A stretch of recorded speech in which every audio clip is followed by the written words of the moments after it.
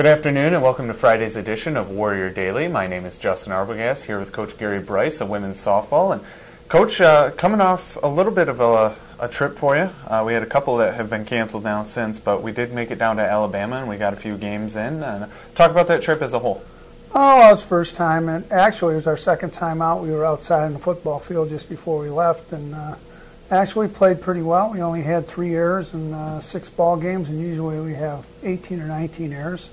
We kind of ran into a buzzsaw. We played Truman State, and we played with them on and off over the years, and they actually won all 6 games. And they had a nice kid come in and throw really well, and we couldn't catch up to her, and they beat us. And then we ended up we won. We were 2-4, but we lost to Indianapolis, who was probably the best team in our region, and we had them 1-0 in the 5th and a no-hitter, and we collapsed. And it's too bad because we hung right with them, and if we want to go on to the Final 8, that's probably a team you're going to have to beat. And then we played the defending national champs, Valdosta, and I think we lost 5-1 or 4-1, but it was like 2-1 going into the 5th, and a kid hit a 2-run homer.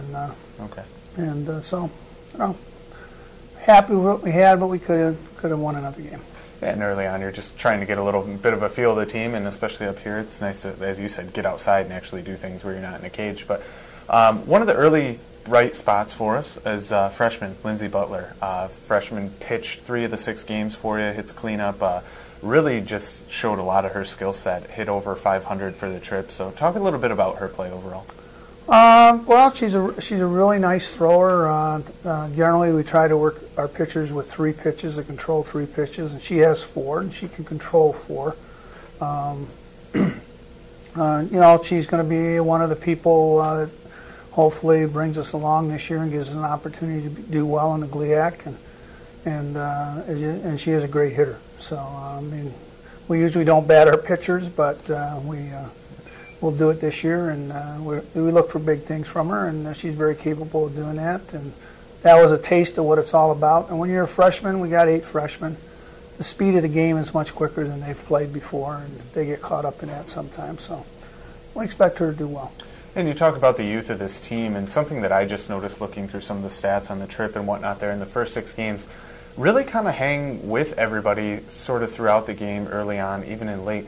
The 5th inning, though, we're facing like a 16-1 run deficit in the 5th inning. Is there a level of just pitchers maybe wearing out, or the girls as a whole maybe just trying to get a grasp on playing up at this level? Well, we gave up 11 runs of those 16 against Indy in the 6th inning. Okay. And we needed to make a couple plays, and the ball basically, their first 5 runs never left the infield, and we didn't make an error.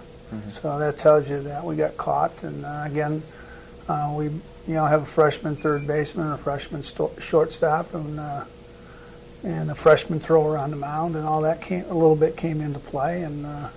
So I mean, those 15 runs are a little deceiving on that part. And again, Valdosta touched us right there for 2 or 3 runs, so that's almost all your 15. So. Yeah, well, definitely it can add up on you quick, and sometimes on the diamond, once it starts snowballing, it gets a little out of control. Moving forward, though, as we talked about, we have lost a few games here because of weather down south in North Carolina and in Illinois. But here we're getting ready to make the spring break trip here, March 9th. We head on down to Florida, and we'll be down there for a little over like a week and a half or so, and we'll get down there and get a lot of games in. So talk a little bit about what you're looking out of the team in a trip like that, where you're really just kind of playing every single day, and what you're really hoping to see. Well, I think when again you're trying to get your team ranked in the region, and we're going to go down there and play 14 games, and I think 10 of them are against regional teams. Mm-hmm. So we're almost at that crucial point, even though we haven't played, that we have to do something. We can't go down there and be under 500 and expect to come back and get ranked. If that's the case, we'd have to come back and either win the league or win the automatic like we did last year to go on to the Nationals. We're very capable. We're going to see some good talent, but there's talent down there that we can beat.